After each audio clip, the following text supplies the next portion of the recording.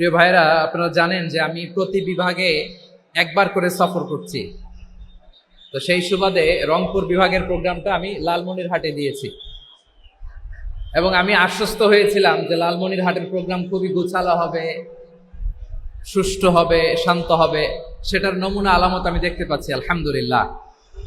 প্রিয় ভাইরা, আমরা আর কাল বিলম্ব না করে মূল আলোচনায় চলে যেতে চাই। আজকে যে টপিকের উপর আমি কথা বলবো, টপিকটা হচ্ছে peaceful coexistence and communal harmony, শান্তিপূর্ণ সহাবস্থান এবং সাম্প্রদায়িক সম্প্রীতি। আমাদের বাংলাদেশে সাম্প্রদায়িক সম্প্রীতি আছে না নাই? আবহমান কাল থেকে আমরা মুসলিম, হিন্দু, বৌদ্ধ, খ্রিস্টান, পাহাড়ি, নৃগোষ্ঠী মিলেমিশে একাকার, আমরা সবাই মিলে বাংলাদেশ। আওয়াজ করে বলেন ঠিক কিনা? আমাদের পারস্পরিক সম্প্রীতি, ভালোবাসা, সৌহার্দ্যপূর্ণ আচরণ, বোঝাপড়া, এটা বেশ মজবুত, বেশ মজবুত। তবে মাঝে মাঝে আমাদের এই সম্প্রীতির ভেতরে অনেকে ফাটল ধরাতে চায়। আমরা যে সুখে আছি, শান্তিতে আছি, এটা অনেকের ভালো লাগে না, ঠিক কিনা বলেন? আমাদের মধ্যে সাম্প্রদায়িক সম্প্রীতি, সৌহার্দ্যপূর্ণ আচরণ, ভালোবাসা, এটা আবহমান কাল ধরে আছে। তার প্রমাণ, আমরা তাফসিরুল মাহফিলের আয়োজন করলে আমাদের হিন্দু ভাইরা ডিস্টার্ব করেন, ঠিক কিনা? এবং আমি যদি বলি হাত তোলেন, হিন্দু ধর্মের কারা কারা এসেছেন, কত শত কত হাজার যে হাত উঠবে, আপনি অবাক হয়ে যাবেন। আমি চাচ্ছি না হাত উঠাতে। খুলনাতে সর্বশেষ যে আমি প্রোগ্রাম করে গেলাম, সেখানে কয়েকশো হিন্দু ভাই আসছে আমাদের আলোচনা শুনতে, আলহামদুলিল্লাহ। অনেক বৌদ্ধরা আসে, অনেক খ্রিস্টানরা আসে। এবার সফরেও অনেক হিন্দু ভাইরা আমার সাথে দেখা করেছে। তারা বলেছে, হুজুর, আমরা আপনার আলোচনা শুনি। আলহামদুলিল্লাহ বলেন। So it's our responsibility to present our religion to our non-Muslim brothers and sisters. আমাদের অমুসলিম ভাই বোনদের কাছে ইসলামের সৌন্দর্য তুলে ধরা, এটা আমাদের দায়িত্ব। We all are the ambassador of Islam. আমরা প্রত্যেকে দায়িত্বশীল, আমরা প্রত্যেকে এক একজন ইসলামের অ্যাম্বাসেডর, আলহামদুলিল্লাহ বলেন। এজন্য এমন ভাবে দ্য বিউটি অফ ইসলাম, ইসলামের সৌন্দর্য আমাদেরকে ফুটিয়ে তুলতে হবে, যাতে করে নন মুসলিমরা শাহাদা পড়ে, কালিমা পড়ে মুসলমান হয়ে যায়। অনেক নন মুসলিম ভাই বোন আমাদের হাতে শাহাদা পড়ে, কালিমা পড়ে মুসলমান হয়েছে, অনেক। সো আমরা যেন ইসলামের বিউটিটাকে তুলে ধরতে পারি এবং এই যে সম্প্রীতি, এটাকে যেন আমরা অটুট রাখতে পারি।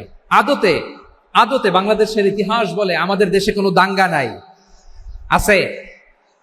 লালমনিরহাটের ভাইরা আওয়াজ করে বলেন, আমাদের দেশে হিন্দু মুসলিম দাঙ্গা আছে? আমরা ভাই ভাই, আওয়াজ করে বলুন তো, আমরা কি ভাই ভাই? কিন্তু কিছু দুষ্ট লোক আছে, তারা আমাদের সম্পর্কের মধ্যে ফাটল ধরাতে চায়, ঠিক কিনা বলেন? মাঝে মাঝে ঝগড়া লাগাতে চায়। দেখবেন পত্রপত্রিকায় দেখা যায় বিভিন্ন ধর্মীয় উপাসনালয়গুলোতে হামলা চালানো হয়। এগুলো রাজনৈতিক উদ্দেশ্য প্রণোদিত, এগুলোর সাথে ইসলামের কোনো সম্পর্ক নাই। এজন্য এই দুর্বৃত্তদের ব্যাপারে আমাদের সাবধান থাকতে হবে। আমরা সবসময় যেমনি ঐক্যবদ্ধ, ইউনাইটেড, আমরা যদি এরকম ইউনাইটেড থাকি, এ সমস্ত দুর্বৃত্তদের কালো হাত ভেঙে দিতে আমাদের 1 ঘন্টাও লাগবে না। চিল্লায় বলো ঠিক কিনা? আমরা সংঘবদ্ধ থাকবো। এই যে আমাদের পিসফুল কোএক্সিস্টেন্স, শান্তিপূর্ণ সহাবস্থান। হিন্দুরা পূজা করে, যেদিন হিন্দুদের পূজা অনুষ্ঠান, আমরা ওই দিন তাফসির মাহফিল করি না, ঠিক কিনা বলেন?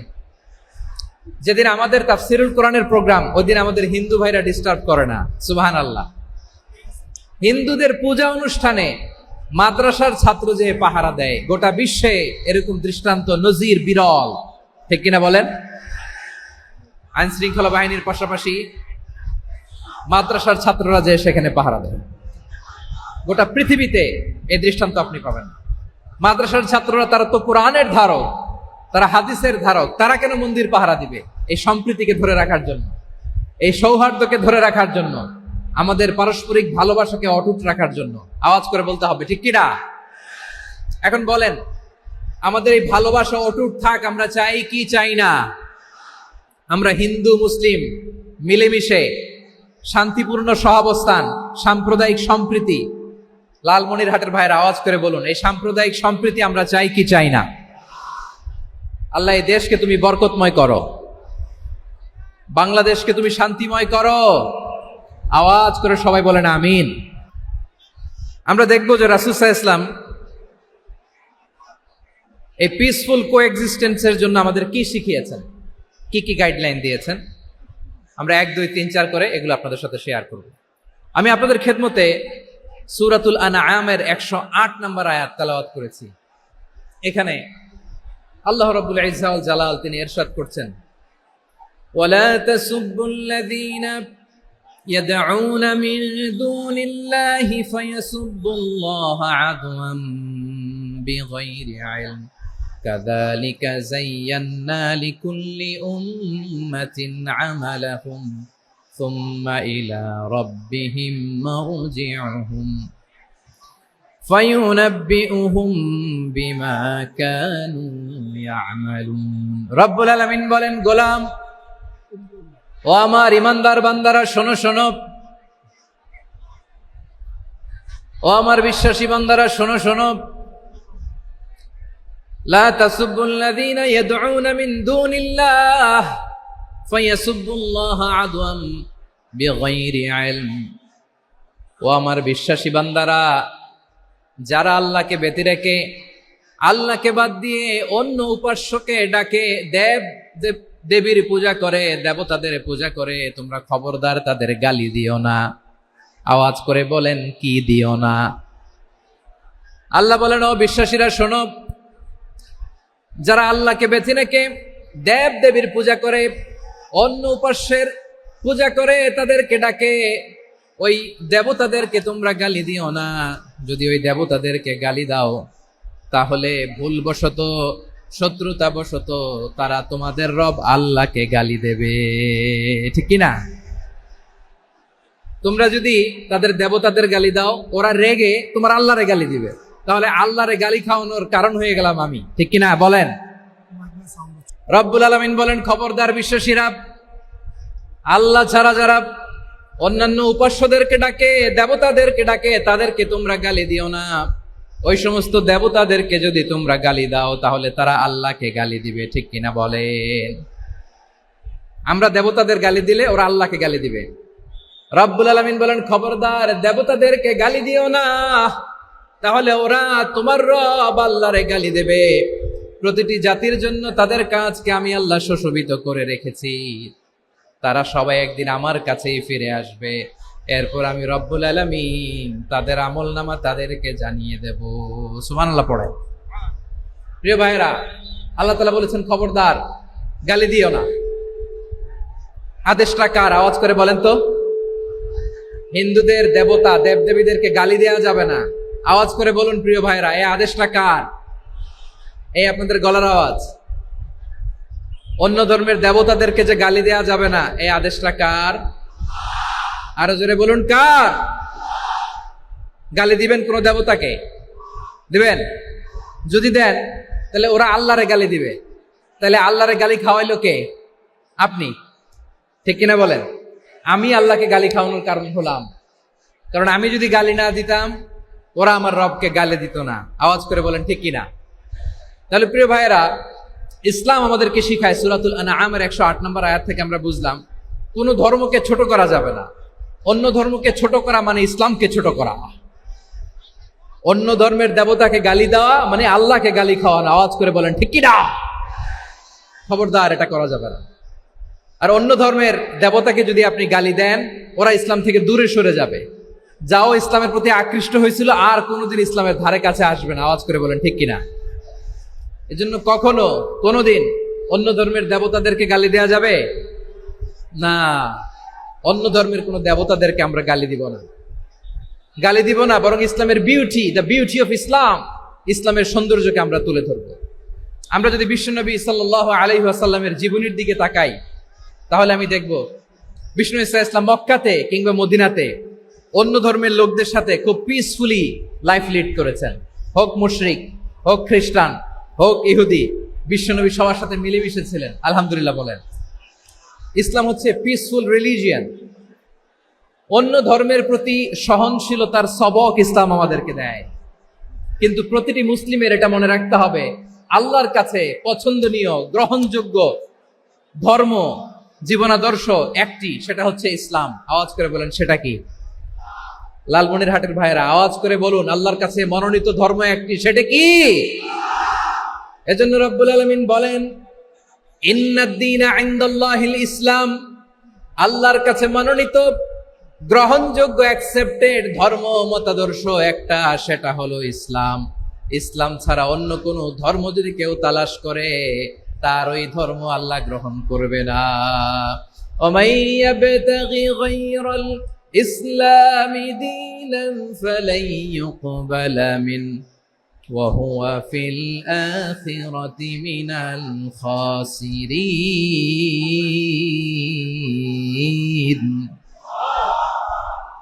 Whoever seek anything except Islam, that won't be accepted from him, and he will be loser in the day of judgment. কিয়ামতের দিন ইসলাম ছাড়া কেউ যদি অন্য কোনো ধর্ম তালাশ করেছে দুনিয়াতে, তার এই মতাদর্শ গ্রহণ করা হবে না, and he will be loser. সে হবে লুজার, ক্ষতিগ্রস্ত, হাই হাই কোম্পানির ম্যানেজার। ওর আমও শেষ, সালাও শেষ। আওয়াজ করে বলেন ঠিক কি না? এজন্য ইসলাম পেয়ে আমরা খুশি না বেজার? প্রত্যেক নামাজ শেষে আমরা আল্লাহরে বলি, আল্লাহ রাদিতু বিল্লাহি রাব্বা ওয়া বিল ইসলামি দীনা ওয়া বি মুহাম্মাদিন নাবিয়ান ওয়া রাসূলা। ও আল্লাহ, তোমারে রব হিসেবে পেয়ে আমরা খুশি। ও আল্লাহ, ইসলামকে ধর্ম হিসেবে পেয়ে আমরা খুশি। বিশ্বনবীকে আমাদের রাসূল পেয়ে আমরা খুশি। ঠিক কিনা বলেন? ইসলাম ছাড়া অন্য কোনো ধর্ম আমরা গ্রহণ করব না। ঠিক কিনা বলেন? আল্লাহর কাছে অ্যাকসেপ্টেড রিলিজিয়ান একটা, সেটা ইসলাম। তো বিশ্বনবী সাল্লাল্লাহু আলাইহি ওয়াসাল্লাম মক্কাতে কিংবা মদিনাতে খুব পিসফুলি এক্সিস্ট করেছেন, যে কোনো ধর্মের সাথে মিলেমিশে চলেছেন। তার প্রমাণ আমরা যদি রাসূল সাল্লাল্লাহু আলাইহি ওয়াসাল্লামের বায়োগ্রাফির দিকে তাকাই, তাহলে দেখব তিনি মুশরিকদের সাথে পিস ট্রিটি করেছেন, শান্তি চুক্তি, পিস ট্রিটি, পিস এগ্রিমেন্ট। আপনারা হুদাইবিয়ার সন্ধির নাম শুনেছেন? আমার লালমনিরহাটের কলিজার টুকরা ভাইয়েরা, হুদাইবিয়ার সন্ধির নাম আপনারা শোনেন নাই? 6ষ্ঠ হিজরিতে বিষ্ণু ঈসা ইসলাম মুশরিকদের সাথে এই ট্রিটি করেছেন, চুক্তি। কাদের সাথে? মুশরিকদের সাথে। আমরা তো মুসলমান বসতে পারি না। আমরা দুই মুসলিম ভাই একসাথে বসে চা খেতে পারি না, গল্প করতে পারি না। বিষ্ণু ঈসা ইসলাম মুশরিকদের সাথে ট্রিটি করেছেন, হুদাইবিয়ার সন্ধি। এই সন্ধির আগে মক্কা থেকে কেউ মদিনায় যেতে পারে না, মদিনা থেকে কেউ মক্কায় যেতে পারে না। কিন্তু এই সন্ধির পরে ট্রাফিক স্বাভাবিক হয়ে গেল। মক্কার লোকেরা মদিনায় আসতে পারে, মদিনার লোকেরা মক্কায় আসতে পারে। এটাকে বলে সুলহে হুদাইবিয়া, the peace agreement of Hudaibiya, শান্তি চুক্তি। আমরা পৃথিবীতে এখন অনেক শান্তি চুক্তির নাম শুনি, এগুলো সব the piece treaty of Hudaibiya থেকে কপি করা। আল্লাহু আকবার। তাহলে বিশ্বনবী সাল্লাল্লাহু আলাইহি সাল্লাম তিনি যে শান্তিপূর্ণ সহাবস্থানে বিশ্বাসী ছিলেন, মুসলমানেরা যে অন্য ধর্মের প্রতি সহনশীল, তার প্রমাণ হচ্ছে এই পিস ট্রিটি। শুধু তাই নয়, মাইকের সাউন্ডটা একটু বাড়াই দিতে হবে, খুব দুর্বল, একটু মজবুত করতে হবে, আর একটু ক্লিন করতে হবে, আর সবগুলা জায়গায় সাউন্ড যাচ্ছে কিনা একটু ক্রস চেক করতে হবে। হ্যাঁ, পাবেন দিচ্ছে mic operator, he is trying his level best, দিচ্ছে। মাইক অপারেটর যিনি আছেন, প্রতিটি জায়গায় প্রতিটি সাউন্ড বক্সে যেন আওয়াজ পাওয়া যায়, একটু ক্রস চেক করেন, সাউন্ডটাকে একটু স্ট্রং করে দেন। হ্যাঁ, ঠিক আছে, মাশাআল্লাহ। এদিকে তাকান, এদিকে। মক্কার পার্ট গেল, পিস এগ্রিমেন্ট করলেন, শান্তি চুক্তি। বিষ্ণু ঈসা ইসলাম মদিনায় যে কি করলেন? মদিনায় যে বিষ্ণু ঈসা ইসলাম মদিনা চার্টার করলেন, মদিনা সনদ, সাহিফাতুল মদিনা, এটার বলে মদিনা চার্টার। যে ওয়েস্টে, ইউরোপে, আমেরিকাতে তারা অনেক চার্টার করে, সব চার্টার মদিনা চার্টার থেকে কপি করা। আওয়াজ করে পড়েন সুবহানাল্লাহ। বিষ্ণু ঈসা ইসলাম মদিনায় গেলেন, মদিনাতে মুসলিম, মুশরিক, ইহুদি, এই তিন ধর্মের লোক মিলে সব স্টেক হোল্ডার যারা আছে সবাইকে নিয়ে বিষ্ণু ঈসা ইসলাম মদিনা চার্টার করলেন, মদিনা সনদ। পড়েন সুবহানাল্লাহ। শুধু তাই নয়, মক্কাতে বিশ্বনবী পিস এগ্রিমেন্ট করলেন, শান্তি চুক্তি মুশরিকদের সাথে। মদিনাতে যে বিশ্বনবী মদিনা চার্টার করলেন, মদিনা সনদ করলেন ইহুদিদের সাথে। আবার মদিনাতে বিশ্বনবী ইহুদিদের সাথে পিস ডায়ালগ করলেন, ইন্টারফেথ ডায়ালগ করলেন, আন্তধর্মীয় সংলাপ করলেন। যেই সংলাপের মূল ভিত্তি ছিল তাওহীদ। মূল ভিত্তি ছিল কি? তাওহীদ। বিশ্বনবী ইহুদিদেরকে ডাকলেন, আহ্বান করলেন, কুল ইয়া আহলাল কিতাবি তাআলাউ ইলা কালিমাতিন সাওয়াইন বাইনানা ওয়া বাইনাকুম আল্লা না'বুদা ইল্লাল্লাহ ওয়া লা নুশরিকা বিহি শাইআন ওয়া লা ইয়াত্তাখিযা বা'দুনা বা'দান আরবাবাম মিন দুনিল্লাহ فإن تولوا فقولوا اشهدوا بأننا مسلمون সুবহানাল্লাহ পড়েন। বিশ্বনবী মদিনার ইহুদিদের ডেকে বললেন, ও ইহুদিরা, শোনো শোনো, আসো এমন একটা আদর্শের প্রশ্নে আমরা একত্রিত হই যে আদর্শের প্রচার তোমাদের নবীরাও করেছে, আমিও করি। যে আদর্শের কথা তোমাদের পবিত্র ধর্মগ্রন্থগুলোতে আছে, আমার কোরআনেও আছে, সেটা হলো তাওহীদ। আমরা এক আল্লাহ ছাড়া কারো ইবাদত করব না, আল্লাহর সাথে কাউরে শরীক করব না, আল্লাহ ছাড়া কাউরে রব মানব না। পড়েন সুবহানাল্লাহ। তাহলে আমার প্রিয় লালমনিরহাটের ভাইরা, মদিনাতে যে তিনি মদিনা চার্টার করলেন, মদিনা সনদ, পিস ডায়ালগ করলেন, শান্তির সংলাপ, ইন্টারফেথ ডায়ালগ করলেন, আন্তধর্মীয় সংলাপ, যার ভিত্তি ছিল তাওহীদ। সুবহানাল্লাহ পড়েন। তাহলে অন্য ধর্মের প্রতি সব সময় ইসলাম সহনশীল, টলারেন্স। যদি আপনি দেখতে চান ইসলামের নবী বিশ্ব নবীর দিকে তাকান, ঠিক কিনা বলেন? আমরা তো সংখ্যালঘুদের রাইটস প্রোটেক্ট করার জন্য কত আইন বানাই, কত বৈঠক করি, কত সংবাদ সম্মেলন করি। বিশ্বনবী সাল্লাল্লাহু আলাইহি ওয়াসাল্লাম সংখ্যালঘুদের রাইটস এর ব্যাপারে, অধিকারের ব্যাপারে যে কথা বলেছেন, শুনলে আপনি অবাক হয়ে যাবেন। বিশ্বনবী বলেন, আলা মান যালামা মুআহাদান আও ইনতাকাসাহু আও কাল্লাফাহু ফাওকা তাআতিহি আও কাল্লাফাহু ফাওকা তাকাতিহি আও আখাযা মিনহু শাইআন বিগাইরি তিবি নাফসিন ওয়া আনা হাজিজুহু ইয়াউমাল কিয়ামা। খবরদার, জেনে রাখো, কেউ যদি কোনো সংখ্যালঘুর উপরে অত্যাচার করে, কোনো সংখ্যালঘুর প্রাপ্য থেকে যদি কেউ কাউকে ঠকায়, সংখ্যালঘুর উপর যদি কেউ কষ্ট দেয়, কোনো সংখ্যালঘুর সম্পদ যদি কেউ জোর করে কেড়ে নেয়, আমি কিয়ামতের দিন বিশ্বনবী ওই সংখ্যালঘুর পক্ষে আর ওই মুসলমানদের বিপক্ষে বাদী হয়ে দাঁড়াবো। সুবহানাল্লাহ বলতে পারলেন না? আল্লাহু আকবার। আপনি নামাজি, আপনি মুসল্লি, আপনি হাজী সাহেব, তাহাজ্জুদ পড়তে পড়তে কপালে দাগ ফেলে দিছেন। আপনার প্রতিবেশী হিন্দু, ভাবছেন আমার তো পাওয়ার আছে, ওর জমিটা দখল করি। বিশ্বনবী বলেন, কিয়ামতের দিন ওই হিন্দুর পক্ষে তোর বিরুদ্ধে আমি বাদী হয়ে দাঁড়াবো। পৃথিবীর কোন ধর্মে এরকম স্টেটমেন্ট পাবেন? পাবেন? আপনি ভাবছেন আপনি নামাজ পড়লে হাজী সাহেব কপালে দাগ ফেলায় দিলে আপনি সেলসেলায় জান্নাতে চলে যাবেন না? খবরদার। বিশ্বনবী বলেন, কোন সংখ্যালঘুর উপর যদি কেউ আক্রমণ করে, তার প্রাপ্য তাকে না দিয়ে যদি তাকে ঠকায়, তার উপর জুলুম করে, তার সম্পদ যদি কেড়ে নেয়, আমি নবী, তুমি মুসলিম হইতে পারো, মুসল্লি হইতে পারো, তার পক্ষে, তোমার বিপক্ষে আল্লাহর দরবারে বাদী হয়ে দাঁড়াবো। আচ্ছা লালমনিরহাটের ভাইরা, কথা বুঝতে পারলে আওয়াজ করে উত্তর দেন। বিশ্বনবী যদি কারো বিপক্ষে দাঁড়ায় কিয়ামতের দিন, আই রিপিট, আমি আবারও বলছি, বিশ্বনবী যদি কিয়ামতের দিন কারো বিপক্ষে দাঁড়ায়, ও তো সেলসেলায়া জান্নাতি, তাই না? জান্নাতি না? যে নবীর সুপারিশ ছাড়া জান্নাতের গেটও দেখা যাবে না, ওই নবী যদি বলে তোর বিপক্ষে আমি বাদী হয়ে দাঁড়াবো, ওই জান্নাতে আর ঢোকার কোনো সুযোগ আমাদের থাকবে? এখানেই শেষ না আমার প্রিয় লালমনিরহাটের ভাইয়েরা, এখানেই শেষ নয়। বিশ্বনবী বলেন, মান কাতালা মুআহাদান, বুখারীর বর্ণনা, মান কাতালা মুআহাদান লাম ইয়ারাহ রাইহাতাল জান্নাহ। কেউ যদি, কোন মুসলিম যদি অন্যায়ভাবে কোনো সংখ্যালঘুকে হত্যা করে, কোনো হিন্দুকে হত্যা করে, কোনো বৌদ্ধরে হত্যা করে, অন্যায়ভাবে কোনো মুসলিম যদি কোনো সংখ্যালঘুরে হত্যা করে, জান্নাতে যাওয়া তো দূরের কথা, ওই মুসলিম জান্নাতের ঘ্রাণও পাবে না।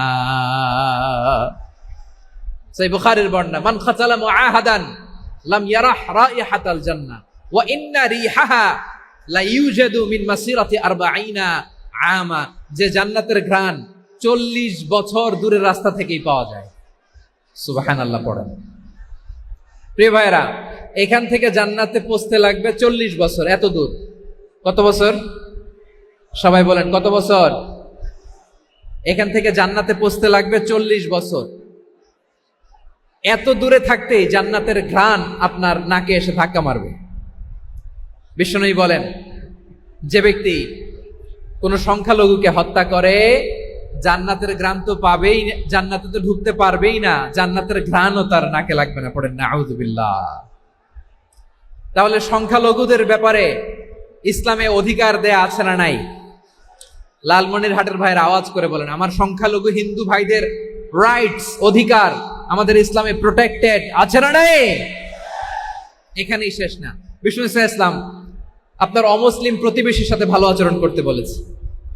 আমাদের হয় না এটা মুসলিম পাড়া ওটা বৌদ্ধ পাড়া, হয় না? অনেক সময় হয় না এটা আমাদের মুসলিম পাড়া ওইটা হিন্দু পাড়া, এরকম আছে না নাই? লালমনিরহাটে নাই না? আছে? হিন্দু যদি আপনার প্রতিবেশী হয় কি করবেন? ওরে কষ্ট দিবেন নাকি? কেন? ও তো হিন্দু, ও তো আমার আল্লাহরে ডাকে না, ওরে কষ্ট দিলে জায়েজ হবে না? খবরদার। বিষ্ণু ইসলাম বলেন, মান কানা ইউমিনু বিল্লাহ ওয়াল ইয়াউমিল আখির ফালিউকরিম জারাহ। যে আল্লাহ বিশ্বাস করে আর আখিরাতে বিশ্বাস করে সে যেন প্রতিবেশীর সাথে ভালো আচরণ করে। সুবহানাল্লাহ। কলিজা জুড়ায় যায় না আমার নবীর কথাগুলো শুনলে? যে আল্লাহ বিশ্বাস করে, যে আখিরাতে বিশ্বাস করে সে যেন প্রতিবেশীর সাথে ভালো আচরণ করে। এখানে বলছে মুসলিম প্রতিবেশী, বলছে নামাজি প্রতিবেশী, বলছে আল্লাহওয়ালা প্রতিবেশী, বলছে না। প্রতিবেশী আস্তিক হোক নাস্তিক হোক, প্রতিবেশী মুমিন হোক মুশরিক হোক, প্রতিবেশী হইলেই তার সাথে ভালো আচরণের দরকার আছে না নাই? আমার প্রিয় লালমনিরহাটের ভাইয়েরা, বিষ্ণু ইসলাম ওনার ইহুদি প্রতিবেশীদের দেখাশোনা করতেন। আওয়াজ না শোনা যাক, আমারও তো দেখা যায়, আমারও তো দেখা যায়। তাকায় থাকেন, তাকায় থাকলে সওয়াব হবে। কোরআনের কথা যেখান থেকে হয় এদিকে তাকায় থাকলেই বরকত। তাকায় থাকেন। জি জি, মাইক, আমি তো আর মাইক ঠিক করতে আসি না এদিকে, এই মাইক ঠিক করব ওই মাইক ঠিক করব, ওদিকে পাইলট বলবে হুজুর চলে আসেন। জি বসুন বসুন, মাশাআল্লাহ। হ্যাঁ খুব শান্ত, ঠিক আছে। পুলিশ ভাইরা না খেয়ে দিনরাত আপনারা যাতে সুশৃঙ্খল একটা প্রোগ্রাম উপহার পান এটাই চেষ্টা করতেছে, আপনাদেরকে কষ্ট দিতে আসে নাই, একটু একটু সহযোগিতা করেন। জি মাশাআল্লাহ, হ্যাঁ ঠিক আছে। আমার প্রিয় ভাইরা, প্রতিবেশী আস্তিক হোক নাস্তিক হোক,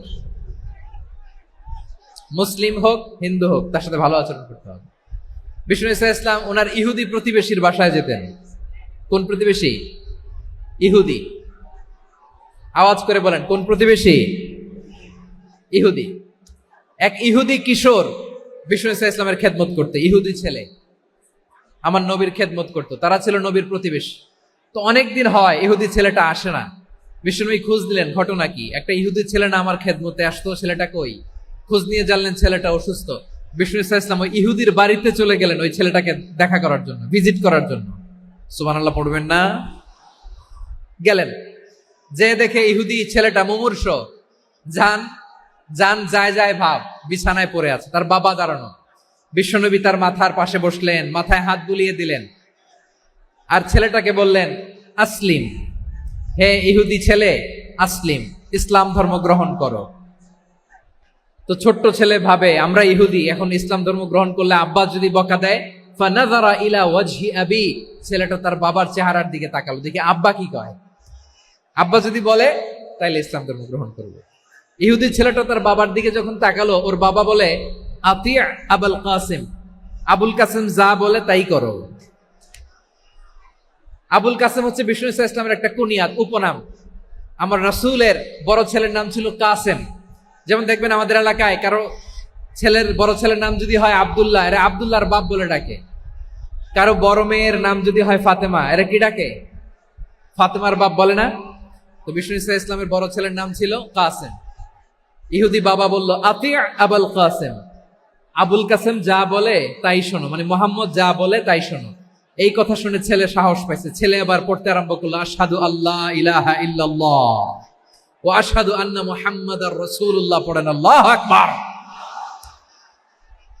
বিশ্বনবীর আহ্বান শুনে ওই আহ্বানে সাড়া দিয়ে ইহুদি ছেলে শাহাদা পড়ে মুসলমান হয়ে গেল। তার হৃদয়টারে ঈমানের নূর দিয়ে আলোকিত করে দিল কে?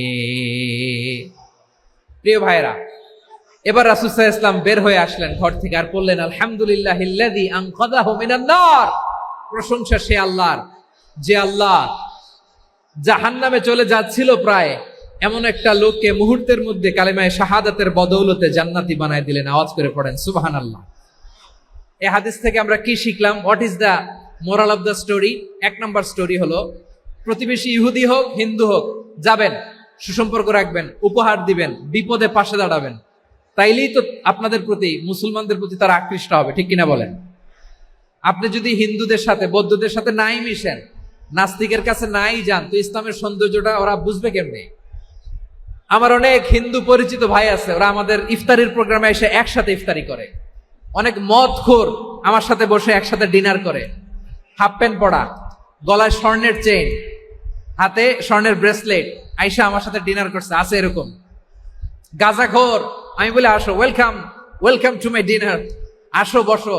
বসলেই তো আমি ওর ডিএনএ, চিন্তার ডিএনএ চেঞ্জ করে দেওয়ার সুযোগ পাবো, চিল্লায় বলো ঠিক কি না?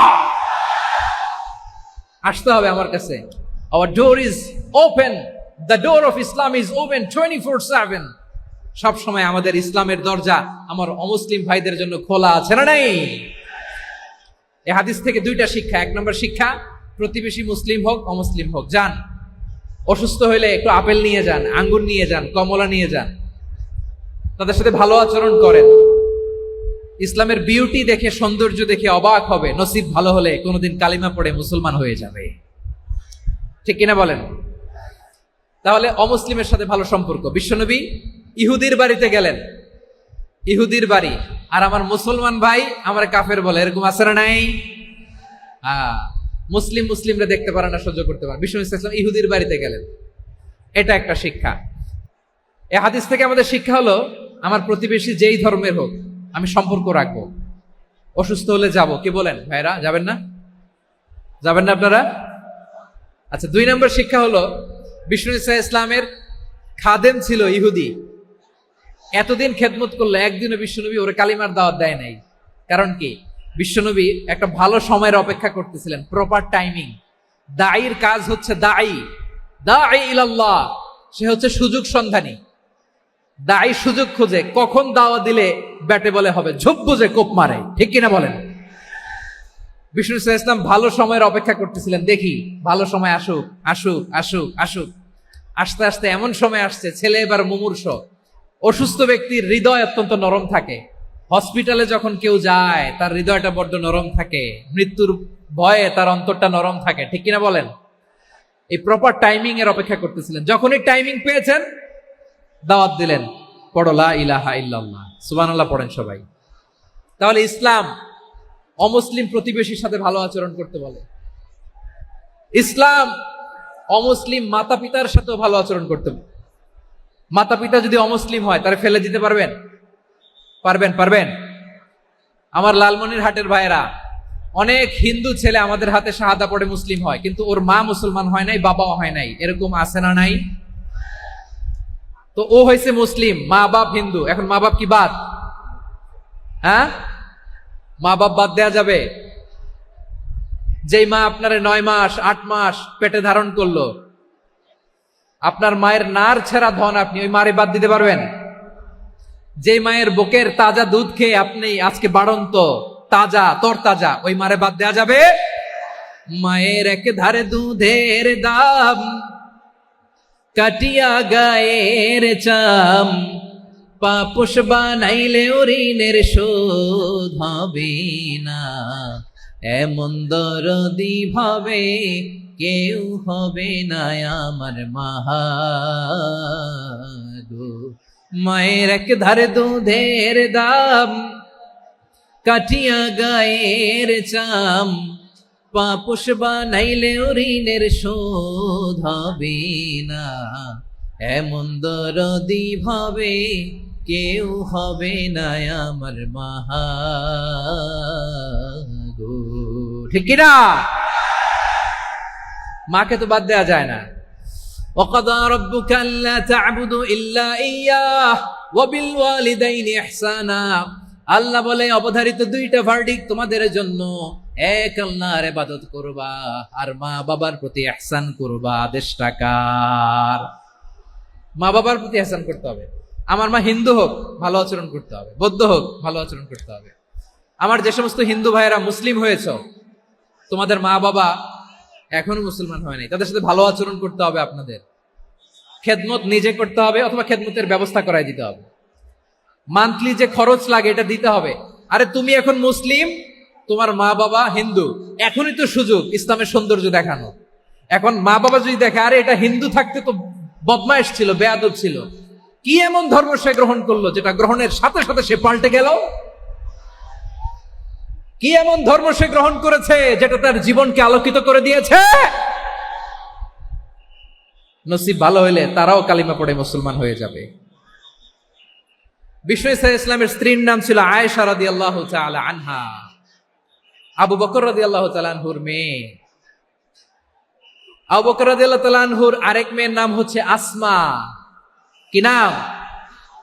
দুজনই আবু বকর রাদিয়াল্লাহু তাআলা আনহুর মেয়ে, আসমা আর আয়েশা। নাম দুইটা কেমন লাগে? আসমা নামটা কেমন লাগে? আয়েশা নামটা কেমন লাগে? সবার ভালো লাগে নাই? নাম দুটো আপনাদের ভালো লাগে?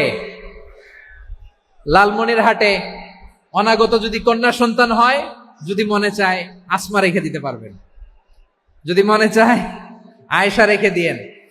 দেশে বিদেশে এয়ারপোর্টে রাস্তা ঘাটে শুধু বলে হুজুর একটা নাম দেন, আমার ছেলের একটা নাম দেন, মেয়ের একটা নাম দেন। তো আমার মনে আছে যশোরের আদ্দিনের মাহফিলে আমি একটা দুইটা নাম দিয়েছিলাম। আজকে লালমনিরহাটের এই প্রোগ্রামে কন্যা সন্তান যদি হয় দুটা নাম দিলাম, আসমা কিংবা আয়েশা। ইনশাআল্লাহ পড়েন। দুজন বোন, এক মায়ের না, বাবা এক মা দুজন।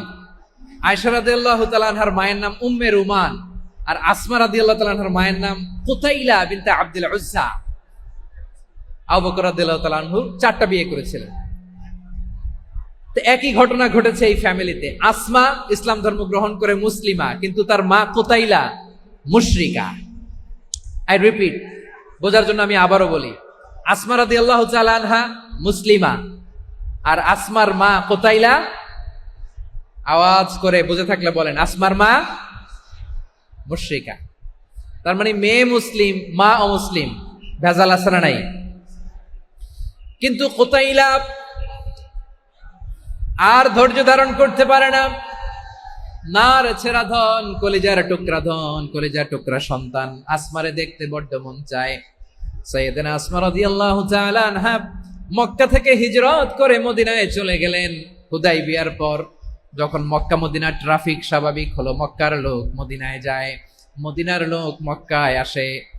কুতাইলা কলিজার টুকরা সন্তান আসমারে দেখার জন্য কিছু উপহার নিয়ে বিশাল মরুপথ পাড়ি দিয়ে মক্কা থেকে মদিনায় যায়। সুবহানাল্লাহ বলেন। এখন মা আসছে মেয়ের সাথে দেখা করতে, মেয়ে তো আর দেখা দেয় না। মেয়ে ভাবছে আমার মা তো মুশরিকা, অপবিত্রা, তার সাথে কি দেখা দেয়া যাবে? বিশ্বনবীর দরবারে চলে গেলেন। সুবহানাল্লাহ বলেন। কি সৌভাগ্যবান ছিল তারা! মাসলা জানার দরকার হলেই নবীর দরবারে চলে যেত। ঘরে বউয়ের সাথে ঝগড়া হলে নবীর দরবারে চলে যেত। অনেক সাহাবী বলে আমার পেটে ক্ষুধা লাগলো আমি নবীর কাছে চলে যেতাম, কারণ নবীর চেহারার দিকে তাকালেই আমার পেটের ক্ষুধা মিটে যেত। সাইয়েদানা আসমা রাদিয়াল্লাহু তাআলা আনহা বিশ্বনবীর কাছে চলে গেলেন, যে বললেন ইয়া রাসূলুল্লাহ ইয়া হাবিবাল্লাহ ইন্না উম্মি কাদিমাতুন ইলাইয়া ওয়া হিয়া রাগিবা। আমার মা মক্কা থেকে অনেক দূর মরুর পথ পাড়ি দিয়ে উপহার সামগ্রী নিয়ে মদিনায় আমার সাথে দেখা করতে এসেছে গো নবী। আমার জানতে বড্ড ইচ্ছে হয় আমি আমার মুশরিকা মায়ের সাথে একটু দেখা করতে পারবো কিনা। আফা আসিলুহা, আগে যেমনি আমি আমার মায়ের সাথে ভালো আচরণ করতাম, যেমনি আমি আমার মায়ের সাথে সদাচরণ করতাম গো নবী, এখন আমি মুসলিমা, মা মুশরিকা, এখনো কি আগের মতো সদাচরণ করতে পারবো নাকি? বিশ্বনবী বললেন, নাম সিলিহা, হ্যাঁ রে আসমা, অবশ্যই অবশ্যই, আগে ঠিক যেমন তুমি তোমার মায়ের সাথে ভালো আচরণ করতে, এখনো তেমনি আগের মতো ভালো আচরণ করবা। আওয়াজ করে পড়েন সুবহানাল্লাহ। কি ইসলাম আমরা পেয়েছি! কত ব্রড মাইন্ডেড আমাদের ইসলাম, কত ওপেন মাইন্ডেড ইসলাম, কত ওপেন আপ করতে পারে, চিন্তা করতে পারেন? বিষ্ণু বললেন, হ্যাঁ অবশ্যই, নাম সুলিহা, আগে যেমনি ভালো আচরণ করছো আসমা, এখন ওইরকমই করো, পারলে আরো বাড়ায় করো। সুবহানাল্লাহ বলেন। তাহলে আমার যে হিন্দু ভাইয়েরা, হিন্দু বোনেরা, ইমানের বদৌলতে দৌলতে আপনি ধন্য হয়েছেন, আপনার আম্মা আব্বা এখনো মুসলমান হয় নাই, তাদের জন্য দোয়া করেন, তাদের জন্য দোয়া করেন, আল্লাহ যেন তাদেরকেও ইমানের দৌলত দান করে। আমরা সবাই পড়ি আমিন, আরো জোরে পড়েন আমিন। এখন বলেন, ইসলাম কি ন্যারো মাইন্ডেড রিলিজিয়ান না ব্রড মাইন্ডেড? লালমনিরহাটের যুবক ভাইরা আওয়াজ করো, ইসলাম কি ন্যারো মাইন্ডেড না ব্রড মাইন্ডেড? কতটা ব্রড মাইন্ডেড দেখেন। বিশ্বনবী সাল্লাল্লাহু আলাইহি সাল্লাম, অমুসলিমরা যদি নবীকে উপহার দিত, ওই উপহারও বিশ্বনবী গ্রহণ করতেন। সুবহানাল্লাহ পড়েন।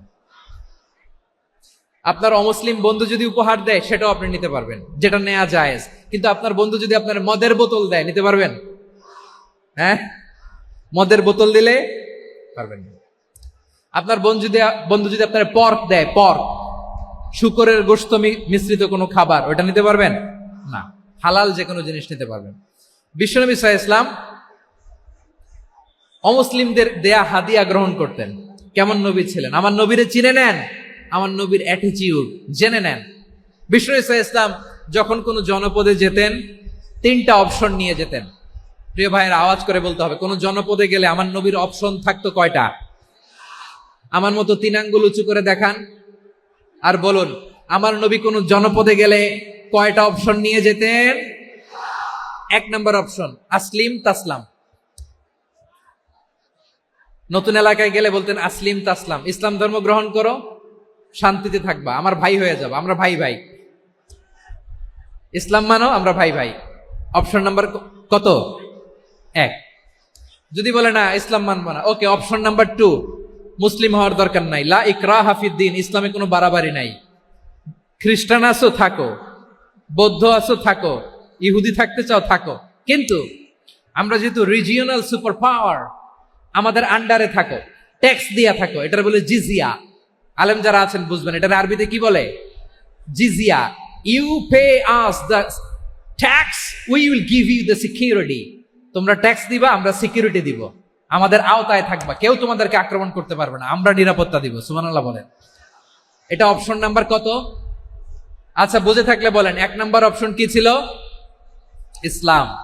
ইসলাম মানো, শান্তিতে থাকবা, ভাই ভাই, আমরা ভাই ভাই। অপশন নাম্বার 2, ট্যাক্স দাও, আমরা নিরাপত্তা দিব, মুসলিম হওয়া লাগবে না। এখন 1 নাম্বারও মানে না, 2 নাম্বারও মানে না, মুসলিম হবো না, ভালো, খ্রিস্টান থাকো, ট্যাক্স দাও, আমরা সিকিউরিটি দিব না, এটাও মানি না।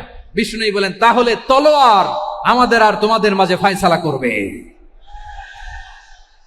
মুসলিমও হবো না, ট্যাক্স দিবা, নিরাপত্তা দিব, আমরা সুপার পাওয়ার, আমাদের আন্ডারে থাকবে, এটাও না। তাহলে তোমাদেরকে তো আমরা বিশ্বাস করতে পারি না, কখন না কখন বিশ্বাসঘাতকতা করো, কার সাথে মিলে হাত মিলাও, তলোয়ার আমাদের মাঝে ফয়সালা করবে। তখন তিনি জেহাদের সশস্ত্র সংগ্রামের ঘোষণা দিতেন। সুবহানাল্লাহ পড়েন। দেখেন, পশ্চিমারা জেহাদকে এইভাবে চিত্রায়িত করে না। ওরা জেহাদ বলতে বুঝায় তলোয়ার, হাত কাটো, গলা কাটো না। জেহাদ সশস্ত্র সংগ্রাম 3 নম্বরে। অধিকাংশ ক্ষেত্রেই বিশ্বনবীর সুন্দর আচরণ দেখে, আরে আমার নবীর যে নুরানি চেহারা, অনেকে তো কেবল সিরেফ চেহারাটা দেখেই কালিমা পড়ে মুসলমান হয়ে গিয়েছে। যারা মুসলিম হয় নাই, তারা তাদের ইসলামেই বলবৎ ছিল, ট্যাক্স দিয়ে ইসলামের আন্ডারে ছিল। যারা এটাও মানে নাই, ওইটাও মানে নাই, তাদের বিরুদ্ধে জেহাদ।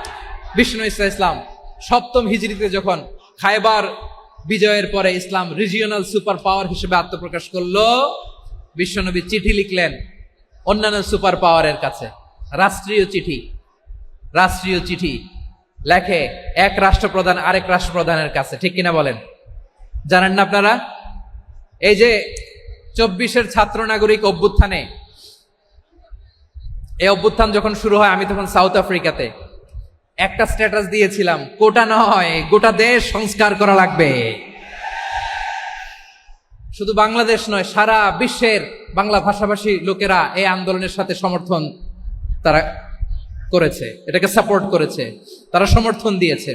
আমাদের ইউনাইটেড আরব আমিরাতের বাংলাদেশি ভাইয়েরা তারা সেখানে রাস্তায় নেমে এসেছিল, জানেন?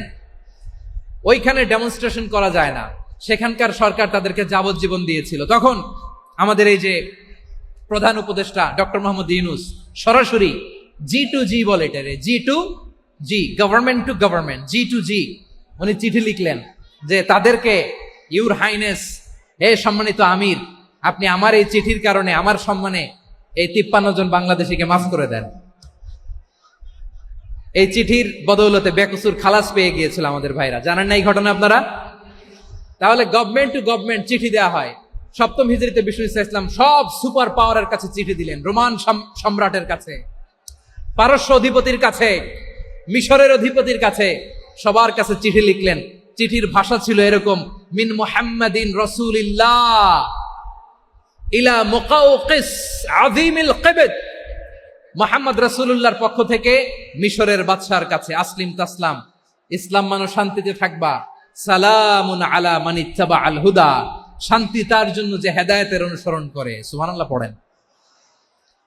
তো এই চিঠি অনেকে ভালোভাবে রিসিভ করেছে, অনেকে এই চিঠি পাওয়ার পরে নবীর কাছে আবার ইন রিটার্ন উপহার পাঠিয়েছে। কি পাঠিয়েছে? উপহার। মিশরের বাদশা মুকাওকিস তিনি বিশ্বনবীকে বিশাল এক উপহারের ডালি পাঠিয়েছেন। মিশরের বাদশা মুকাওকিস ছিলেন ধর্মে খ্রিস্টান। লালমনিরহাটের ভাইয়েরা আওয়াজ করে বলেন, মিশরের বাদশা ধর্মে কি ছিল? খ্রিস্টান। কি উপহার দিয়েছিল আমার নবীকে? শুনতে মনে চায়? আওয়াজ নাই লালমনিরহাটের গলায়, শুনতে মনে চায়? 1000 স্বর্ণ মুদ্রা, 1000 স্বর্ণ মুদ্রা। 2টা খ্রিস্টান দাসী, একজনের নাম মারিয়া বিনতে শামউন আল কিবতিয়া, আরেকজনের নাম সিরিন বিনতে শামউন আল কিবতিয়া। একজন খ্রিস্টান দাস 20 থান কাপড় জামা বানানোর জন্য, আমরা নবী যেন সেলাই করে জামা বানাতে পারে এজন্য 20 থান কাপড়, 20 থান ফাইন গার্মেন্ট, সুবহানাল্লাহ পড়বেন না? এরপরে একটা গাধা যেটার নাম ছিল উফাইর, আর একটা খচ্চর, এটার নাম ছিল দুলদুল। খচ্চর চিনেন? গাধা আর ঘোড়ার ক্রসিং এ যে প্রাণীটা দুনিয়াতে আসে এটার খচ্চর বলে। তো এই যে সুপার পাওয়ার খ্রিস্টান বাদশার কাছে নবী চিঠি লিখলেন, ওই খ্রিস্টান বাদশাহ আমার নবীকে উপহার দিল। বিশ্বনবী এই উপহারগুলো সানন্দে গ্রহণ করেছে। সুবহানাল্লাহ পড়বেন না? তাহলে অমুসলিম কেউ যদি আপনাকে উপহার দেয়, হালাল উপহার হলে আপনি গ্রহণ করতে পারবেন। অনুরূপভাবে পারস্যের বাদশাহ, রোম সম্রাট বিশ্বনবীকে উপহার পাঠিয়েছেন, আমার নবী সবগুলো উপহার গিফট গ্রহণ করেছেন। সুবহানাল্লাহ বলেন। তাহলে প্রিয় লালমনিরহাট আওয়াজ করে বলুন, ইসলাম কি ন্যারো মাইন্ডেড রিলিজিয়ন না ব্রড মাইন্ডেড? আম্মাজান আয়েশার কাছে মাসালা জানতে চায় মেয়েরা, হে আম্মাজান, অগ্নি উপাসকেরা তাদের ঈদের দিন নওরোজের সময় আমাদেরকে পাখি দেয়, নেওয়া যাবে? উনি বললেন, ওরা জবাই করে দিলে নেওয়া যাবে না, কিন্তু ওরা যদি ফলমূল এরকম খাবার দেয় এগুলো নেওয়া যাবে। তার মানে অমুসলিমদের দেয়া উপহার এটা গ্রহণ করা যায়। সুবহানাল্লাহ বলেন। শুধু তাই নয়, বিষ্ণু ঈসা ইসলাম অমুসলিমদের সাথে আর্থিক লেনদেনও করেছেন, ফিনান্সিয়াল ডিলিং করেছেন। অমুসলিমদের সাথে প্রয়োজনে আপনি ফিনান্সিয়াল ডিলিং করতে পারবেন। আমরা প্রায় দেখি বাজারের মিষ্টির দোকানগুলো আমার হিন্দু ভাইদের। লালমনিরহাটে মিষ্টির দোকান, দইয়ের দোকান কারা চালায়? হিন্দুরা চালায় না। তারপরে যে বারবার শপ, চুল কাটে যে নাপিত, অধিকাংশ নাপিতের দোকানে কারা? আমার হিন্দু ভাইরা। আপনি চুল কাটতে পারবেন কিনা? পারবেন কিনা বলেন? পারবেন। তার দোকান থেকে দই মিষ্টি কিনতে পারবেন কিনা? হ্যাঁ, আমার মুসলিম ভাইয়ের দোকান থাকলে ওইটারে আমি বেশি প্রায়োরিটি দিব, ঠিক কিনা? কিন্তু যদি তাদের সার্ভিস নিতে চান, প্রোডাক্ট নিতে চান, পারবেন। তার দলিল সহিহ বুখারী, আম্মা জান আয়েশা রাদিয়াল্লাহু তাআলা আনহা বলেন, ইশতারা রাসূলুল্লাহ সাল্লাল্লাহু আলাইহি ওয়াসাল্লাম মিন ইয়াহুদিন তুআমান ওয়া রাহানাহু দিরআহু মিন হাদিদ। রাসূল সাল্লাল্লাহু আলাইহি ওয়াসাল্লাম এক ইহুদির কাছ থেকে, কার কাছ থেকে? সবাই বলে নাই কার কাছ থেকে? আমার নবী, পেয়ারা নবী এক ইহুদির কাছ থেকে জব কিনেছিল, জব, বার্লি, যেটা দিয়ে রুটি বানায়। ওই জবের দাম দেওয়ার টাকা পয়সা নবীর কাছে ছিল না, ফলে নবী ওনার একটা পোশাককে মর্গেজ রেখেছিলেন, মর্গেজ, বন্ধক, যে এখন এটার দাম দিতে পারবো না, কয়েক কেজি বার্লি নিয়ে যাই আর বন্ধক হিসেবে আমার জামাটা রেখে গেলাম, যেই দিন দাম দিব ওই দিন জামাটা ছুটায় নিয়ে যাব। সুবহানাল্লাহ পড়বেন না? বাকিতে নিছিলেন, বাকিতে। দিরআহু মিন হাদিদ, লোহার তৈরি বর্ম, মানে যুদ্ধের পোশাক, লোহা দিয়ে বানানো। বিষ্ণুনবী বললেন, কয়েক কেজি জব দাও, টাকাটা পরে দিব, এখন টাকা নাই, বন্ধক হিসেবে, মর্গেজ হিসেবে আমার জামা রেখে গেলাম, যখন টাকা দিব জামা ছুটায় নিব। আওয়াজ করে বলতে হবে সুবহানাল্লাহ। এ থেকে বোঝা গেল অমুসলিমদের সাথে ফিনান্সিয়াল ডিলিং করা যায়, অর্থনৈতিক লেনদেন করা যায়, কেনাবেচা করা যায়, প্রোডাক্ট কেনা যায়। এমনকি আমাদের মসজিদে নববীতে বারান্দায় আপনার একটা অটোমেটিক ফ্লাইং আমব্রেলা দেখছেন? সূর্য যখন বাড়ে মসজিদে নববীর বারান্দায় ইয়ার্ডের মধ্যে অটোমেটিক্যালি কিছু আমব্রেলা আছে, সাঁ করে খুলে যায়, আর সূর্যের তাপ লাগে না। আবার সন্ধ্যাবেলায় এই আমব্রেলা গুলো ওরা ক্লোজ করে ফেলে, দেখেন নাই না? দেখছেন? এই মসজিদে নববীকে সর্বোচ্চ উন্নত মানের কনস্ট্রাকশন ইনফ্রাস্ট্রাকচারে ডেভেলপ করার জন্য কর্তৃপক্ষ কিছু অমুসলিম ইঞ্জিনিয়ারের, ডিজাইনারের সহায়তা নিয়েছিল। সুবহানাল্লাহ বলেন। কোন দলিলের ভিত্তিতে? এই দলিলের ভিত্তিতে যে বিষ্ণু ঈসা ইসলাম অমুসলিমদের সাথেও লেনদেন করেছেন। আওয়াজ করে বলতে হবে আল্লাহু আকবার। শুধু তাই নয়, ইন কেস অফ ইমার্জেন্সি, প্রয়োজনে ইসলামের খাতিরে, ইসলামকে সামনের দিকে এগিয়ে নিয়ে যাওয়ার জন্য অমুসলিমদের সাপোর্ট নেওয়া জায়েজ আছে। সুবহানাল্লাহ বলেন। অমুসলিমদের সাপোর্ট নেয়া, তাদের থেকে অর্থ নেয়া, পলিটিক্যাল সাপোর্ট, পলিটিক্যাল অ্যাসাইলাম নেওয়া জায়েজ আছে। আমাদের অনেক বিশ্ববরেণ্য দায়ীরা আমেরিকায় অস্থায়ীভাবে অ্যাসাইলাম নিয়ে থাকে, নিজের দেশে গেলে ফাঁসিতে ঝুলাই দিবে। যুগ যুগ ধরে দায়ীদের উপর এরকম অত্যাচার আর নির্যাতন আছে না নাই? মিশরের অনেক দায়ীরা পাশ্চাত্যে যেয়ে থাকে। এই যে তারা পলিটিক্যাল অ্যাসাইলাম নিয়ে থাকে, রাজনৈতিক আশ্রয়, এটা জায়েজ আছে না? এটা যে জায়েজ আছে তার প্রমাণ স্বয়ং বিশ্বনবী সাল্লাল্লাহু আলাইহি ওয়াসাল্লাম পলিটিক্যাল সাপোর্ট নিয়েছিলেন অমুসলিমদের কাছ থেকে। সুবহানাল্লাহ বলেন। খুব মজাদার একটা ঘটনা, শুনবেন? আপনাদের আগ্রহ দেখে তো মনে হয় না শোনার ইচ্ছা আছে। আছে আছে? গলায় জোর আছে? লিল্লাহি তাকবীর, লিল্লাহি তাকবীর, নারে তাকবীর। মাশাআল্লাহ।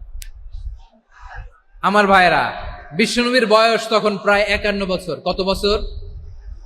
বিশ্বনবীর সবচেয়ে কাছের মানুষ খাদিজা রাদিয়াল্লাহু তাআলা আনহা ইন্তেকাল করেছেন। বিশ্বনবী বড্ড কষ্ট পেলেন, হৃদয়টা ভেঙে খান খান।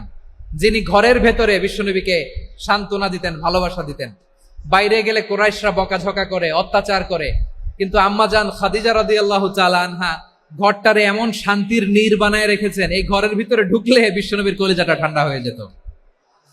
এজন্য রব্বুল আলামিন বলেন, খাদিজা, ও আমার বান্দি খাদিজা, জান্নাতে এমন স্পেশাল একটা ঘর আমি তোমার জন্য রেডি করে রেখেছি। ওই ঘরের মধ্যে কোনো আওয়াজ নাই, ওই ঘরের মধ্যে কোনো নয়েজ নাই, ওই ঘরে কোনো বিশৃঙ্খলা নাই।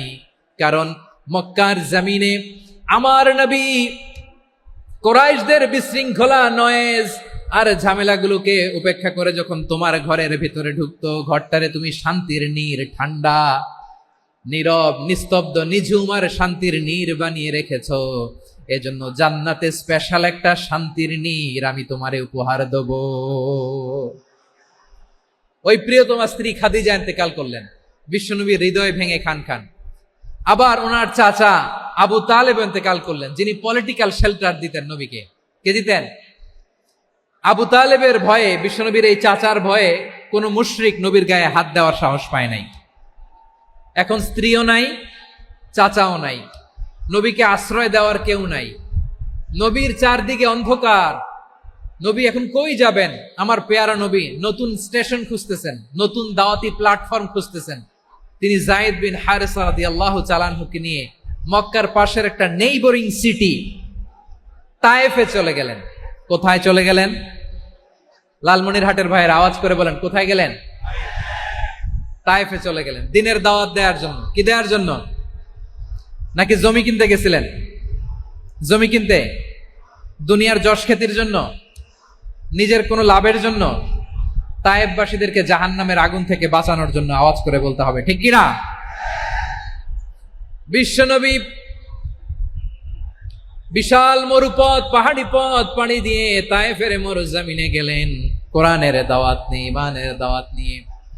কিন্তু তায়েফের লোকেরা বিশ্বনবীর দাওয়াতকে শুধু প্রত্যাখ্যান করেই থামে নাই, তারা বিশ্বনবীর সাথে অত্যন্ত খারাপ আচরণ করেছে, বিশ্বনবীকে শারীরিকভাবে হেনস্থা করেছে, আমার নবীকে শারীরিকভাবে অত্যাচার করেছে, আমার পেয়ারা নবীর গায়ে পাথর মেরেছে, বিশ্বনবীর গা বেয়ে ঝরঝর করে রক্ত ঝরেছে, নবী জামিনের মধ্যে লুটিয়ে পড়েছেন, আবার মেরেছে, আবার নবী হাঁটতে শুরু করলেন, পেছন থেকে আবার মেরেছে, আবার নবী রক্তাক্ত হয়ে জামিনের মধ্যে লুটিয়ে পড়লেন, আবার মেরেছে।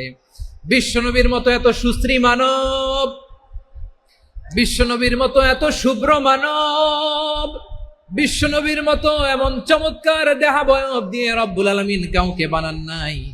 এরকম চমৎকার মানুষটাকে তারা তায়েফের ওই জমিনে রক্তাক্ত করেছে। বিশ্বনবী দুনিয়ার কোনো স্বার্থের জন্য সেখানে যান নাই, নিজের কোনো লাভের জন্য, প্রাপ্তির জন্য যান নাই, তায়েফবাসীদের জাহান্নামের আগুন থেকে বাঁচাতে গিয়েছেন, ঠিক কিনা বলেন?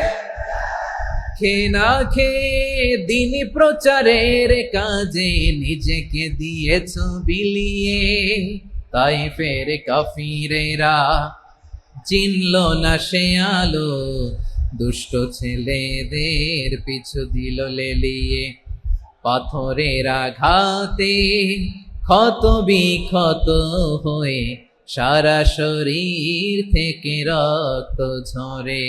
হে রাসূল তোমাকে ভুলি আমি কেমন করে, হে রাসূল তোমাকে ভুলি আমি কেমন করে। পারেন না আপনারা? ধরুন আমার সাথে, হাজার ব্যথা বেদনার পরে ফিরে আসনি তুমি আপন ঘরে, দিনের আলো তুমি ছড়িয়ে দিতে, চলে গেলে মদিনায় মক্কা ছেড়ে। হে রাসূল তোমাকে ভুলি আমি কেমন করে, হে রাসূল তোমাকে ভুলি আমি কেমন করে, ঠিক কিনা বলে? প্রিয় ভাইরা, তায়েফের ছেলেরা নবীকে রক্তাক্ত করলো। আমার নবী কই যাবে? কই যাবে? মক্কায় জায়গা নাই, তায়েফে জায়গা নাই। তায়েফ থেকে ভারাক্রান্ত মন নিয়ে আমার নবী মক্কায় ফিরে আসলেন। বিশ্ব নবী মক্কায় ঢুকতে পারেন না। মক্কার মরুভূমির দিকে তাকিয়ে, উপত্যকার দিকে তাকিয়ে বিশ্বনবী ধা ধা করে কাঁদেন, ঝরঝর করে। নবীর চেহারা মোবারক থেকে চোখের পানিগুলো বেয়ে বেয়ে পড়ে। আমার জন্মস্থান, আমার শৈশব, কৈশোর, যৌবন কেটেছে এই মক্কায়, আমার এলাকায় আমি ঢুকতে পারি না। বিশ্বনবী মক্কার অনতি দূরে দাঁড়িয়ে জায়েদকে পাঠালেন, জায়েদ যাও দেখো কেউ আমাকে সাপোর্ট করার মতো আছে কিনা, যাও অমুকের কাছে যাও। জায়েদ গেলেন, তারাও প্রত্যাখ্যান করে ফিরিয়ে দেয়। বিশ্বনবী বললেন যাও অমুক লোকের কাছে যাও, তিনিও প্রত্যাখ্যান করে ফিরিয়ে দিলেন। কেউ বিশ্বনবীকে আশ্রয় দিতে রাজি হয় না। নিজ জন্মভূমিতে বিতাড়িত বিশ্বনবী, সর্বশেষ বিশ্বনবী বললেন যাও মুতঈম ইবনে আদির ঘরে যাও। মুতঈম ইবনে আদি মুশরিক, তার কাছে যাও। গেলেন, মুতঈম ইবনে আদি রাজি হয়ে গেল। সুবহানাল্লাহ বলেন। দেখেন, অনেক বিপদের সময়ও আমি নিজে সাক্ষী, সামাজিকভাবে, রাজনৈতিকভাবে কত ঝঞ্ঝা, কত ষড়যন্ত্র, কত কনস্পাইরেসি পাড়ি দিয়ে আমাদেরকে সামনে এগিয়ে যেতে হয়। এই শত্রুদের ভেতরেও একজনকে দাঁড় করিয়ে দেয় যে আল্লাহর কোরআনের জন্য রেডি হয়ে যায়। পড়েন সুবহানাল্লাহ। মুতঈম ইবনে আদি, আল্লাহ তার মনকে নরম করে দিলেন। মুতঈম বলে, মুহাম্মদ আমি তোমাকে আশ্রয় দিব। তার দুই ছেলেকে পাঠালেন, যাও খোলা তলোয়ার নিয়ে, স্কট দিয়ে, গার্ড অফ অনার দিয়ে মুহাম্মদকে মক্কায় ঢুকাও, আর বলো আমি আমান দেব। আমান কি দিব? আমান মানে সিকিউরিটি, নিরাপত্তা। সিকিউরিটি ছাড়া, আমান দেওয়া ছাড়া কেউ থাকতে পারতো না মক্কায়। দুই ছেলে বিষ্ণু ইসা ইসলামকে নিয়ে আসলো। নবী কাবার চারদিকে তাওয়াফ করলেন, নামাজ পড়লেন। আবু জাহেল, উতবা, শাইবা, ওয়ালিদ ইবনে মুগীরা সবাই দেখে, কেউ কিছু করতে পারে না। কারণ মুতঈম ইবনে আদি ঘোষণা দিয়েছেন, আমি মুহাম্মদকে আমান দিয়েছি, মুহাম্মাদের গায়ে যেন কেউ স্পর্শ না করে। আওয়াজ করে পড়েন সুবহানাল্লাহ। নবীর এই বিপদকালে মুহূর্তে মুতঈমের হৃদয়টারে নরম করে দিল কে? আচ্ছা, লালমনিরহাটের ভাইয়েরা বলেন, এই মুতঈম কি মুসলিম ছিল না মুশরিক? সবাই বলতে হবে, মুসলিম না মুশরিক? তাহলে মুশরিকের কাছ থেকে নবী পলিটিক্যাল অ্যাসাইলাম, আধুনিক রাষ্ট্রবিজ্ঞানের ভাষায় পলিটিক্যাল অ্যাসাইলাম, যেটাকে বলে রাজনৈতিক আশ্রয়, উনার আমান বা নিরাপত্তার এই ঘোষণায় তিনি মক্কায় ঢুকলেন। যতদিন নিরাপত্তা ছিলেন। মুতঈম যখন মারা গেল, বিষ্ণু ইসলাম হিজরত করে মদিনায় চলে গেলেন। সুবহানাল্লাহ। কিন্তু মুতঈম যে বিশ্বনবীর উপকার করছে, এটা বিশ্বনবী ভুলে নাই। আমাদের অনেকে আছে, উপকার করার পরে আর খেয়াল থাকে না, খাওয়ার পরে গলা দিয়ে নামলে আর খেয়াল থাকে না। এরকম আছে না নাই? আমার নবী ভুলে নাই। বদরের প্রান্তরে 70 জন কাফেরকে যখন বন্দী করে বিশ্বনবীর সামনে হাঁটু গেড়ে দাঁড় করানো হলো, বসানো হলো, 70 জন কাফের। কয়জন? বিশ্বনবী তাদের দিকে তাকিয়ে বললেন, সহিহ বুখারীর বর্ণনা, লাউ কানাল মুতঈম ইবনে আদি হাইয়ান সুম্মা কাল্লামানি হাউলাই নাতনা লা তারাকতুহুম লাহু।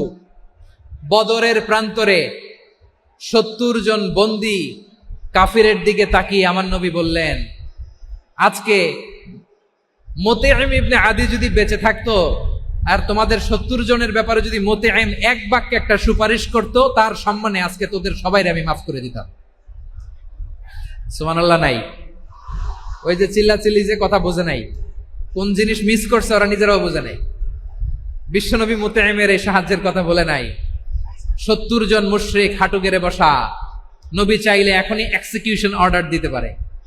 তিনি বললেন, আজকে যদি মুতঈম বেঁচে থাকতো আর মুতঈম যদি তোদের জন্য সুপারিশ করতে, এই আবর্জনাগুলোর ব্যাপারে সুপারিশ করতে, আমি মুহূর্তেই তোদেরকে এমনি মাফ করে দিতাম। এবার বলেন, ইসলাম কি ন্যারো মাইন্ডেড না ব্রড মাইন্ডেড?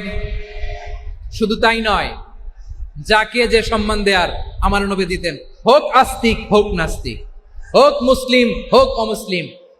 বিষ্ণু ইসলাম যখন রোমান সম্রাটের কাছে চিঠি লিখেছেন, আমার প্রিয় লালমনিরহাটের ভাইরা, অল্প কয়েক মিনিট কয়েকটা জরুরি কথা বলবো, এদিকে তাকান, এদিকে তাকান। রোমান সম্রাটের কাছে বিশ্বনবী যখন চিঠি লিখলেন মিন মুহাম্মদ রাসূলিল্লাহ ইলা হিরাকলা আযীমির রোম, মুহাম্মদের পক্ষ থেকে হিরাক্লিয়াসের কাছে, যিনি হচ্ছেন আযীমির রোম। এটা নবী নিজ থেকে বানায় লিখছেন, অতিরিক্ত সম্মান দিয়ে। কোন রাষ্ট্রপ্রধান যখন আসে, তাদেরকে আমরা কি বলি জানেন? তার নামের শেষে HE এটা লিখতে হয়, H.E. মানে হিজ এক্সেলেন্সি। কি লেখে? হিজ এক্সেলেন্সি, অথবা ইউর হাইনেস, ইউর ম্যাজেস্টি। দেখেন, বিশ্বনবী সাল্লাল্লাহু আলাইহি ওয়াসাল্লাম সব নবীদেরও নবী। তিনি একজন মুশরিক খ্রিস্টান সম্রাট, রোমান সম্রাটের কাছে চিঠি লিখতে যেয়ে লিখতেছে, ইলা হিরাকলা আযীমির রোম, হিরাক্লিয়াসের কাছে আমার চিঠি, যিনি রোমের আযীম, হিজ হাইনেস, মানে রোমের অনেক সম্মানিত এক বাহাদুর। আওয়াজ করে বলেন সুবহানাল্লাহ। তার মানে যাকে যে সম্মান দেয়ার, এটা বিশ্বনবী দিতেন। এমনকি যেই ইহুদিরা ভালো ছিল, এই ইহুদিদেরও প্রশংসা করেছেন বিশ্বনবী মুহাম্মদুর রাসূলুল্লাহ সাল্লাল্লাহু আলাইহি ওয়াসাল্লাম। এক ইহুদির প্রশংসা করেছেন বিশ্বনবী। ইহুদির কার? আমি তো আমার ভাইয়ের প্রশংসা করি না, আমি তো এক আলেম আরেক আলেমরে স্পেস দেই না, আমি তো এক দায়ী আরেক দায়ীর সাথে বসতে চাই না। আমার নবী ইহুদির প্রশংসা করে। কার প্রশংসা? ওই ইহুদির নাম ছিল মুখাইরিক। সিরাত গ্রন্থ ঘাটলে পাবেন। তিনি বলেছেন, মুখাইরিক খাইরু ইয়াহুদ, মুখাইরিক is the best of the Jews. জুইশদের মধ্যে সে সবচেয়ে ভালো। কেন প্রশংসা করলেন তার? এর কারণ মদিনা চার্টারে কথা ছিল, সব ধর্মের মুসলিম, মুশরিক, ইহুদিরা মিলে মদিনাকে রক্ষা করবে। কিন্তু 3য় হিজরিতে যখন উহুদের যুদ্ধ শুরু হলো, সবার কথা ছিল, যেই আক্রমণ করে আমরা মদিনাকে বাঁচাবো। কোন শহরকে বাঁচাবো? মদিনাকে। কিন্তু কুরাইশরা যখন অ্যাটাক করলো, ইহুদিরা আর আসে না, ইহুদিরা আর বেরোয় না। বিষ্ণু বললেন, ওহে ইহুদিরা, তোমরা না চুক্তি করলে আমার সাথে যে মদিনা বাঁচাতে সবাই ঝাঁপিয়ে পড়বো, আসো। একটা ইহুদিও বেরোয় না, কেউ আসে নাই সেদিন, একজন ছাড়া। তার নাম মুখাইরেক। তার নাম কি?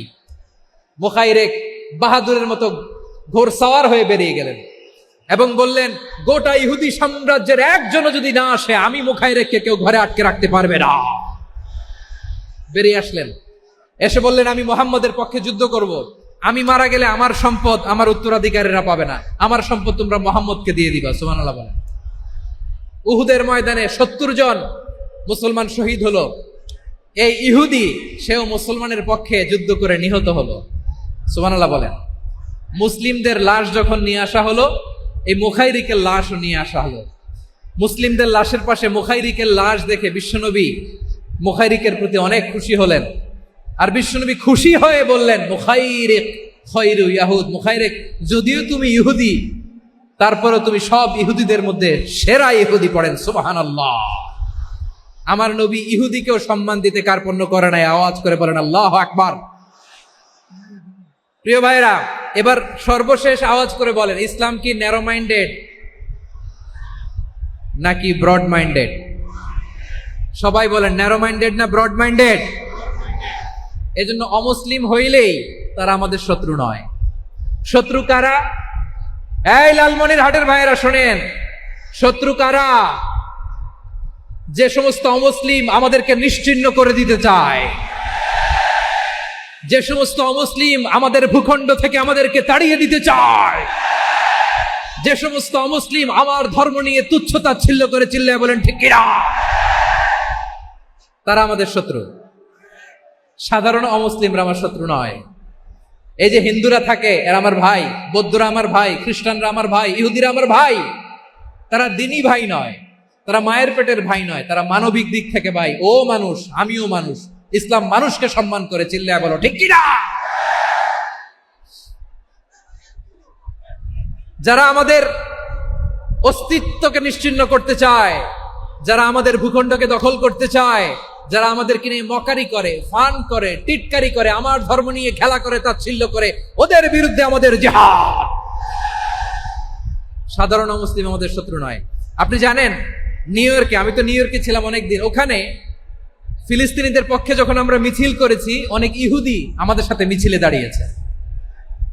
কারণ ওরাও জানে এই ভূখণ্ড ফিলিস্তিনিদের ভূখণ্ড। আওয়াজ করে বলো লালমনিরহাট ঠিক কিনা। ইসরায়েলের রাজধানী খোদ তেল আবিবে অনেক ইহুদিরা বেঞ্জামিন নেতানিয়াহু তার বিরুদ্ধে মিছিল করেছে। তো তারা কি আমাদের শত্রু?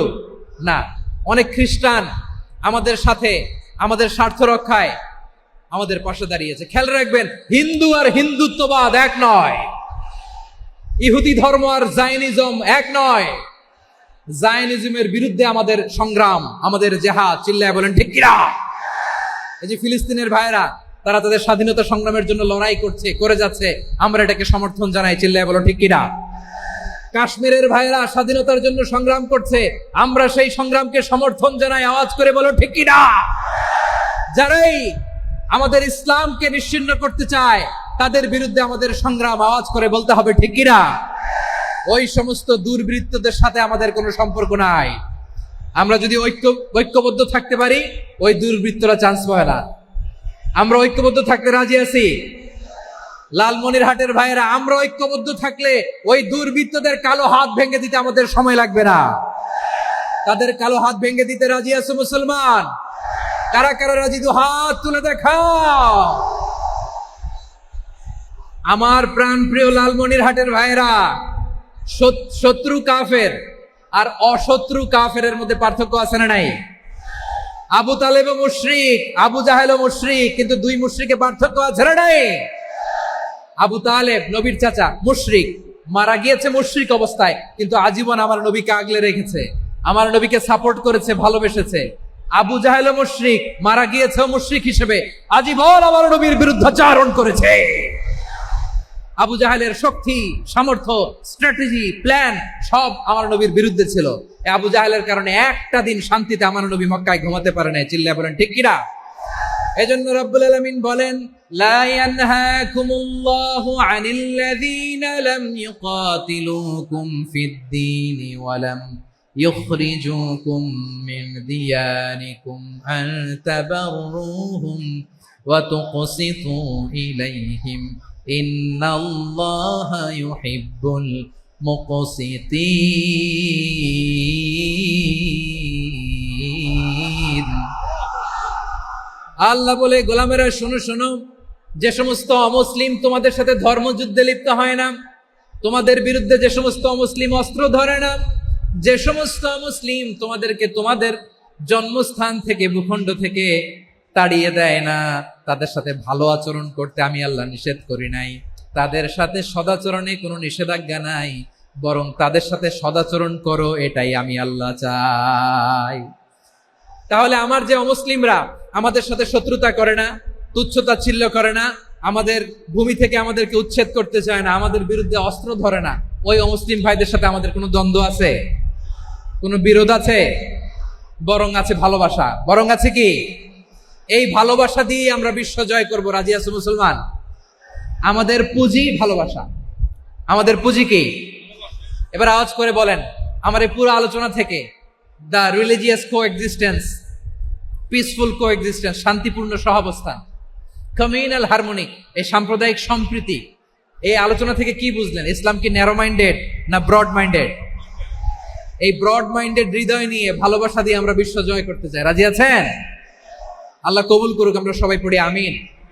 লালমনিরহাটের জেলা স্টেডিয়ামে আমার প্রিয় মায়েরা, বোনেরা, আপনাদের জন্য একটা হাদিস বলে শেষ করব। বিশ্বনবী বলেন, আমার মায়েরা খেয়াল করে শুনুন, বিশ্বনবী আপনাদের উদ্দেশ্য করে বলেন, আল মারআতু ইযা সাল্লাত খামসাহা ওয়া সামাত শাহরাহা হাফিজাত ফুরুজাহা আতাআত বা'লাহা ফালতাদখুল মিন আইয়ি আবওয়াবিল জান্নাতি শাআত। বিশ্বনবী বলেন, ও রমণীরা, ও নারীরা, যে সমস্ত নারী এই 4টা কাজ করবে, এই 4টা কাজের গ্যারান্টি দিবে, তাদেরকে জান্নাতের 8টা দরজার গ্যারান্টি দেয়া হবে। কি 4টা কাজ? 1 নাম্বার, আল মারআতু ইযা সাল্লাত খামসাহা, যে নারী 5 ওয়াক্ত নামাজ পড়ে। কি করে? জেলা স্টেডিয়ামে অবস্থানরত আমার নারীরা, বোনেরা, বিশ্বনবী আপনাদেরকে 4টা কাজের কথা বলেছেন, খুব বেশি না। 4টা করলে 8 জান্নাতের দরজা সব খোলা। কোনটা দিয়ে যাবেন? যেটা দিয়ে মনে চায়। 1 নাম্বার 5 ওয়াক্ত নামাজ। আমার বোনেরা জোহরের নামাজ পড়তে পড়তে এটা আসরে নিয়ে যায়, আসর পড়তে পড়তে এটা মাগরিবে নিয়ে যায়। এরকম আসরে নাই? লালমনিরহাটে হয়তো নাই।